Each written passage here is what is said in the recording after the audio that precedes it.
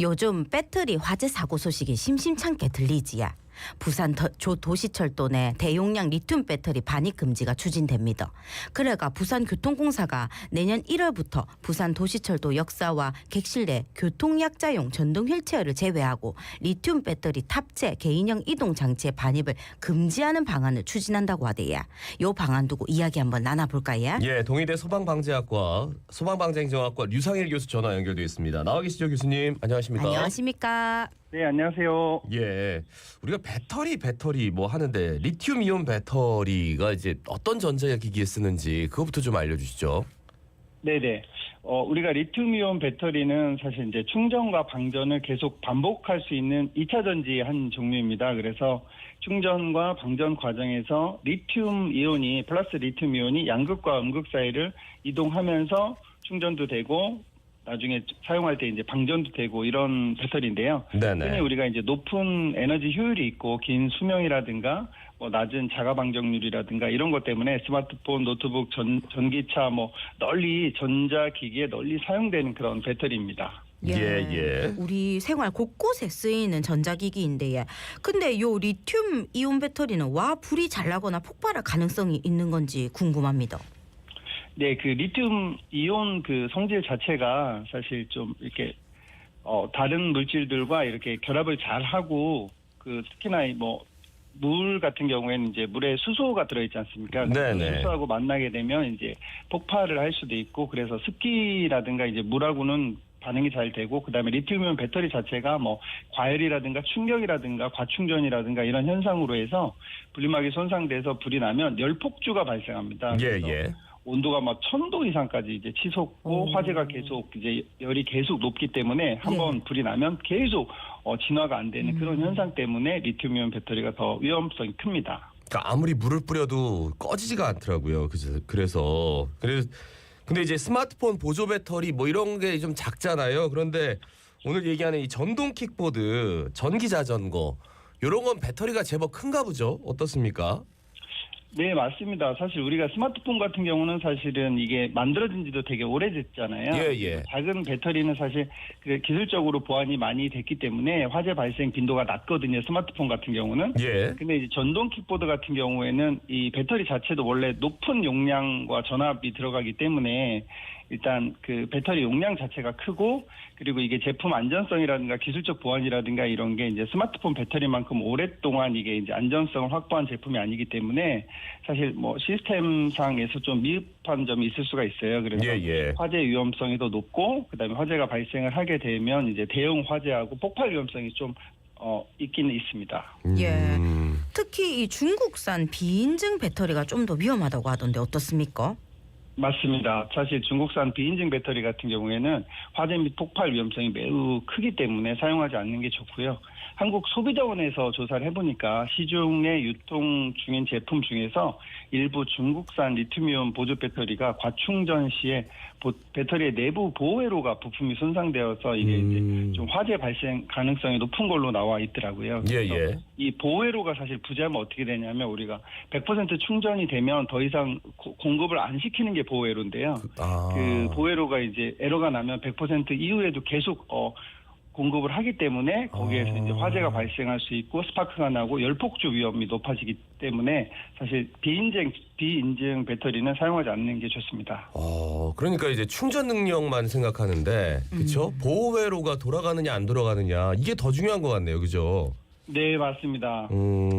근데 이번에 부산교통공사가 지하철 내에 대용량 리튬 배터리 반입을 금지한다. 이런 방안을 추진하고 있더라고요. 그러니까 당연히 교통약자용 전동 휠체어 이건 제외고 그만큼 위험성이 있기 때문이 아니겠습니까? 이번 조치 어떻게 생각하십니까?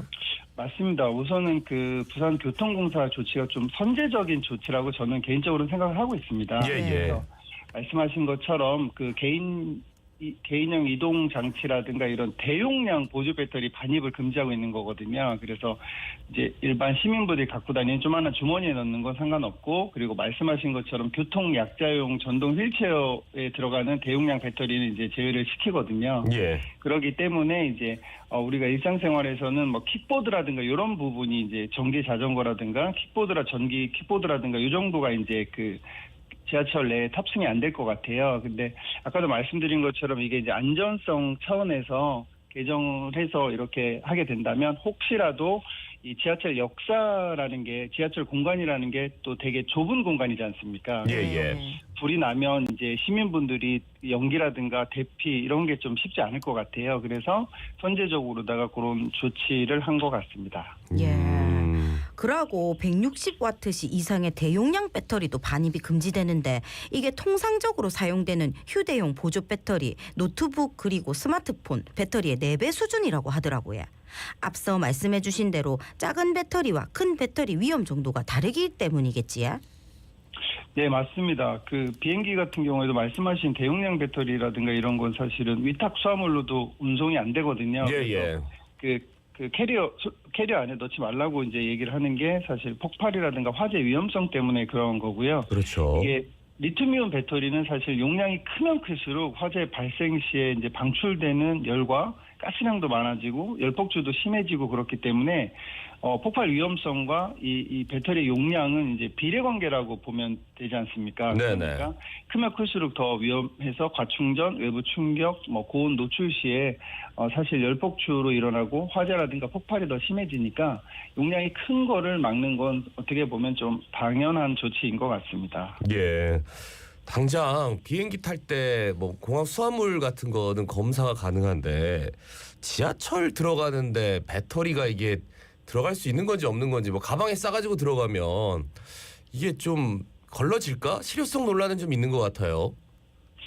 네, 말씀하신 부분이 좀 어느 정도 보안 조치가 되어야 될 것 같습니다. 네네. 킥보드 같은 경우는 눈에 보이니까 그렇죠.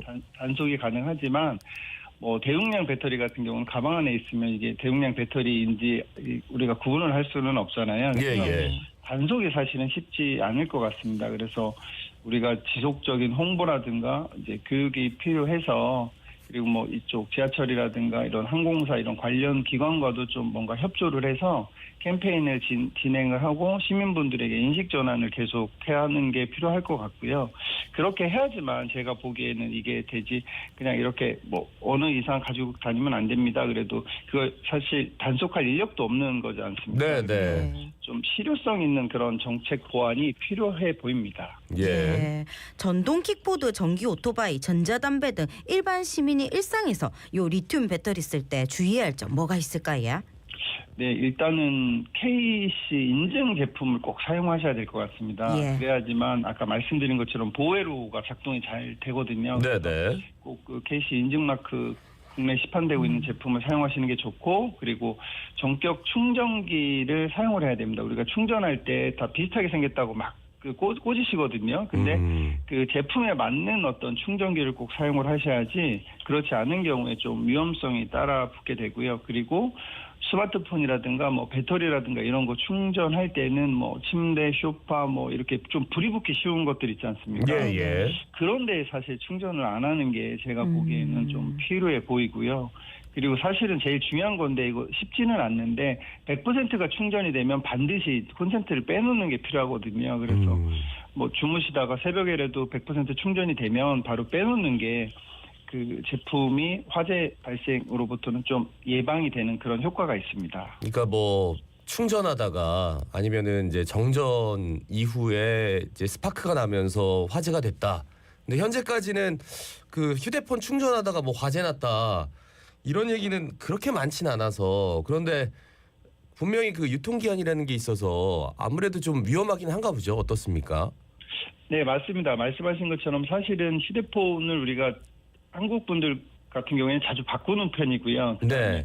그렇다 보니까 이렇게 휴대폰 또 보회로가 작동이 잘 되는 편이어가지고 휴대폰에서 화재가 났다는 건 좀 흔한 일은 아닌데 그래도 말씀하신 것처럼 이게 오래 사용하다가 보면 제품이라는 건 노후화가 되지 않습니까? 네, 그러다 보면 이 보회로가 분명 고장이 나거든요. 그래서 100% 이상 충전했을 때 이제 보회로가 고장 났을 때 화재가 발생하는 거기 때문에 100% 이상 충전하지를 않으면 사실 보회로가 작동이 안 돼도 화재 위험성은 낮거든요. 네네. 좀 100% 충전되면 바로바로 빼주는 그런 습관이 매우 필요한 것 같습니다. 알겠습니다. 말씀 잘 들었습니다. 여기까지 듣겠습니다. 고맙습니다. 고맙습니다. 네, 감사합니다. 네, 지금까지 동일의 소방방재행정학과 류상일 교수였습니다.